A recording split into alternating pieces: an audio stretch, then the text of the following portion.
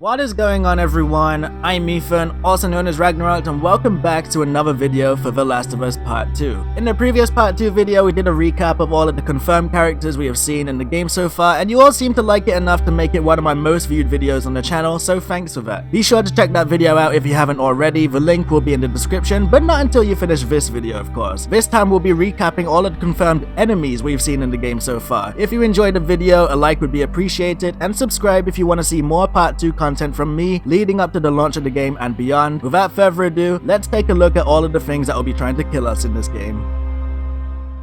Starting off with the first enemy faction to be revealed for Part 2, the Seraphites. Seraphites made their first appearance in the 2017 Paris Games Week trailer, where they were shown dragging the mystery woman through the woods to perform some kind of ritualistic sacrifice on her, but didn't end up succeeding thanks to Yara and Lev. In the 2018 gameplay trailer, you can see them fully perform this sacrifice by hanging this poor man and disemboweling him.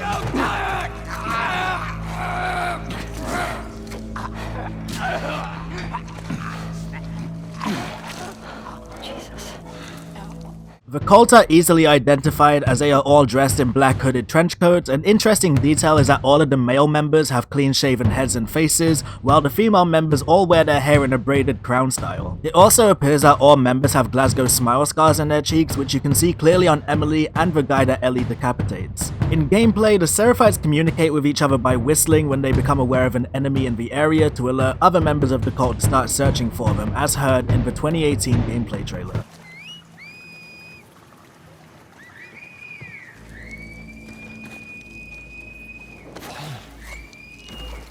Spread out.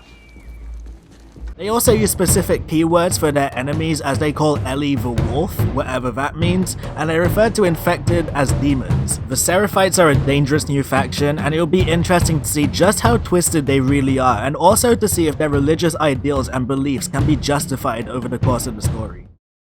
Moving on to the next human faction that was first revealed during the 2018 Outbreak Day demos, the Washington Liberation Front, or W.LF for short. Ellie will first encounter the W.LF in Seattle when she is on her way to rendezvous with Tommy, and hears on the radio that they have spotted him and are closing in on his location, and it's up to Ellie to either fight or sneak her way past them. The W.LF are a sort of self-made militia that control Seattle and its surrounding areas, and don't take too kindly to intruders that are not from the area, and are immediately hostile upon spotting them. There isn't too much to say about the W.LF at this point in time, but an interesting note to make about all human enemies in the game is that with the new dialogue system in-game, each individual human enemy has a name, and when you kill them, the others will react by calling out their name or having a reaction to their body if they are found, as you may have just killed someone's relative or best friend. The first example of this was in the 2018 trailer when Ellie kills the guy who dragged her from underneath the car, and funny enough, it was my name. Take a listen.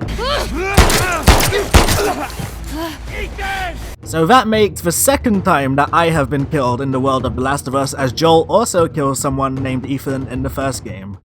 Who the hell let the dogs out? Because they're here to play in The Last of Us Part 2. So that's the other thing that the W.LF have up their sleeves, is that they use dogs. It's unclear whether they're the only faction to use them, but they're the only ones we've seen with them so far. Dogs will add another layer of complexity to the stealth gameplay, as in a way they work similarly to the infected, as you'll have to be very quiet when in an area with them, but on top of that they also pick up on Ellie's scent, which is just great. Your scent trail can be seen while in listen mode. I know, it makes no sense at all, but you will need to pay attention to this as you play because the dogs will be following it if they pick up on it. Like any other enemy in the game, you can use bustles and other means to distract them and throw them off your trail, but of course the option to kill them is there, which will be a last resort for me, as I'm not personally a fan of killing dogs in games, and I know it caused some people to be upset when this was first revealed. Oh, and remember what I said about the reactive dialogue system? Yeah, the enemies will cry and mourn their four-legged friends if you kill them. Likewise, if you kill the owner, the dog will be sad and confused as to why their human isn't moving anymore, so that's something to keep in mind. Of course, The Last of Us wouldn't be The Last of Us without its infected enemies, and the first of them makes a return in Part 2, of course, the Runners. Runners are the first stage of infection and are most like your traditional zombies in the fact that if they see you, they do as their name says and they start running towards you. As with any enemy like this, one alone doesn't pose much of a threat, but in groups they are deadly, as seen in The Last of Us Left Behind DLC of the first game, as runners are actually what bit both Ellie and Riley. The second stage of the infected also makes a return in The Last of Us Part 2. Stalkers are usually in packs as seen at various points in the first game. Their main difference to runners are that they prefer to stalk you from the shadows by hiding behind walls and objects, and then move in to strike when your back is turned. For that reason alone, Stalkers easily hold the trophy for the creepiest of the infected, and I'm sure Naughty Dog has come up with more awful scenarios to use them in part 2.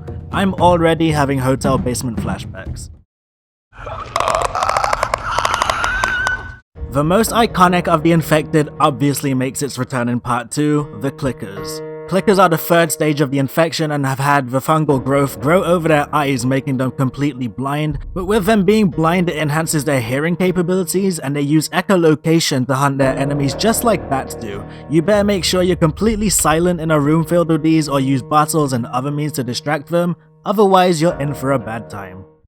The last confirmed enemy on this list is actually a new infected type known as a Shambler. At first glance from the trailer they are easily mistaken to be a bloater, which even I made the mistake of saying in my trailer breakdown for the most recent trailer. It's not clear what stage of the infection this is, but I guess it's pretty easy to assume this to be the 5th stage, otherwise we would have seen them before as bloaters are the 4th. In gameplay, Shamblers are big hulking beasts looking to get up close and burst, releasing a huge nasty cloud of poisonous spores. It's not clear if it will be an instant kill if you get caught too close to the spore explosion, but I would imagine walking through the cloud left behind would rapidly drain your health. I don't think Ellie's immunity is gonna let her breathe these ones in somehow. However, that is the last confirmed enemy we have seen so far for The Last of Us Part 2, and I'm sure there will be plenty more to see as more trailers release. And speaking of which, it looks like we'll be likely receiving a new trailer anywhere between February 6th to February 9th at the Taipei Game Show, as Sony will be attending, and The Last of Us Part 2 is on their lineup of games that will be shown, so keep your eyes peeled for a potential new trailer. Before I go, I just wanted to take a moment to say thank you again for the support on my last video.